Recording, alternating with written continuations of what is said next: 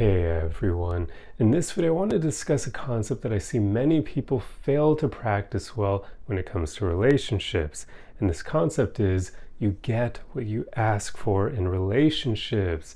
It kind of boggles my mind how many people don't understand this because it works exactly the way that it sounds. You get what you ask for. If you convey your wants and needs in a relationship, if you communicate them honestly and openly, you tend to get what you ask for. The only time you don't is when you're with someone who may not be the best fit for you, because why are they not helping you meet your wants and needs? Needs are more important than wants, of course, but your partner should care about you enough and hopefully love you enough so that they actually want to make you happy. They want to do the things that you need in a relationship. For instance, a good example here is knowing your partner's love language. If your partner refuses to understand your love language, well, that kind of tells you they're probably not the right fit for you, because what's their issue? Why don't they want to adapt to the way that you feel best expressing your love and the way that you best receive it as well?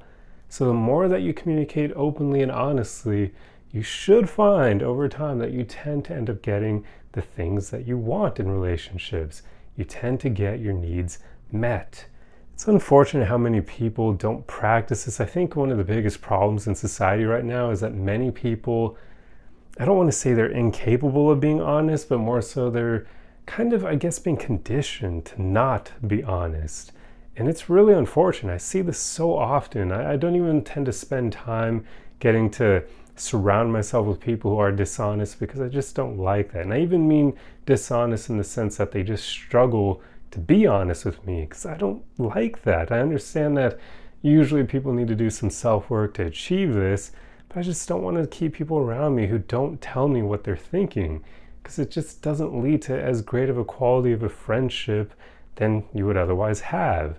And in relationships, this is even more important. You do not want to date people and enter into a relationship with people who struggle to be honest. I've tried this in the past. A younger Josh has tried this, and let me tell you, every time I attempted it, it did not work out well. I'm a very honest man by default, and it helps me when it comes to dating. So now if I encounter a woman who isn't honest, it usually turns me off. I've even heard this quote by Zamparion where he said that honesty is the greatest aphrodisiac. And I've come to agree with him, because when a woman is incredibly honest about what she's looking for and her wants and needs in a relationship, I love that. That's super attractive to me, because it shows how mature she is and that she's capable of having honest and healthy communication, which is necessary for creating a healthy relationship. If a woman can't be honest with me, I almost view that as like a bit childish. I know it's not quite, but that's the way my brain kind of I guess puts it in a box. It puts it in the childish box, because I'm like, she does not have the maturity to meet me where I'm at if she's afraid of being honest. It's just one of those things. If you want your relationships to be the best they can be, you have to be honest. And that's how you'll end up getting what you want, by actually communicating it. Because you're never going to get what you want if you never speak to it, right? Your partner can't read your mind. And if you want them to read your mind, well, sorry to say, but you're the immature one. Why do you expect people to be able to understand what you're thinking if you don't tell them? Nobody can hack into your mind and figure out your thoughts, right? Even if you're with someone who's incredibly empathetic and very adept at reading people, they may have a better chance at understanding what you're thinking by reading your body language and whatnot and getting to know your personality. But even then, they're extrapolating. They don't have all the information because they're not able to actually read your mind and your thoughts. If you want someone to read your mind, you are going to be sorely disappointed, because good luck finding someone who is that emotionally adept. Most people, they're just not there yet. It takes a long time to be able to read people on that level. And even then, they're going to have moments where they're wrong, because again, they can't get into your mind. Communication just really is one of the most important things in relationships, and it's really unfortunate how many people out there don't get this, or at least don't practice it.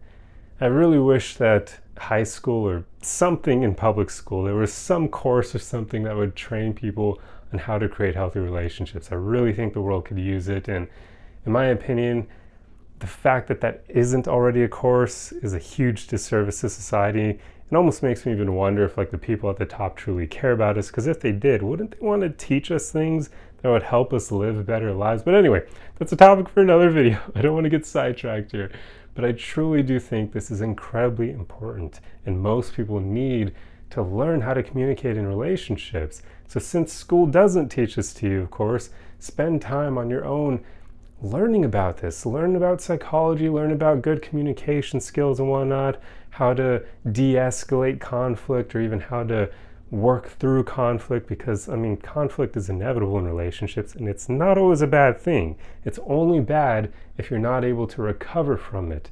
But if you have a fight with your partner and afterwards you guys communicate both what you're feeling and you work through it and you don't allow anyone to build up resentment towards the other person, you can actually become even stronger from conflict. It can bring you closer together. So it's not always bad. And yet a lot of people, especially in today's society, they're conditioned to think that conflict is bad.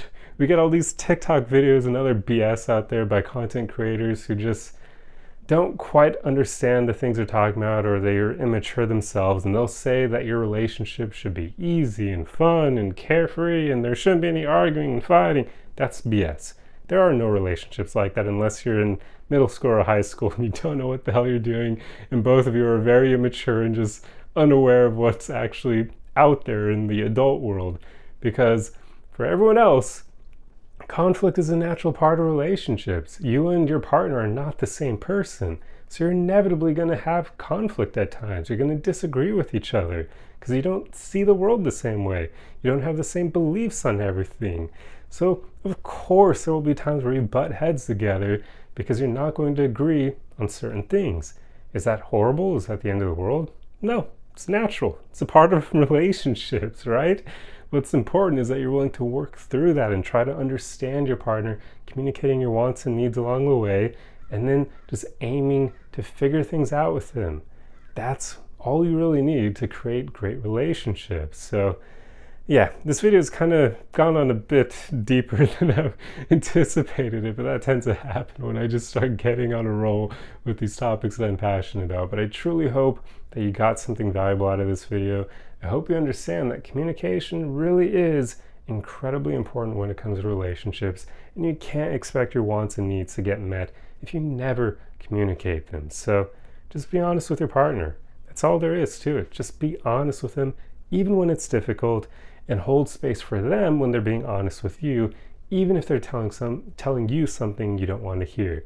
Because sometimes we mess up, right? Sometimes we do bad things, but you should have the maturity to be able to handle your partner telling you when you do something that they dislike, and you should have the maturity to then change your behavior to avoid doing that again. So yeah, at this point, I should probably just like make a course on relationships. But anyway, I truly hope you enjoyed this video, and I will see you guys in the next one. Arrivederci!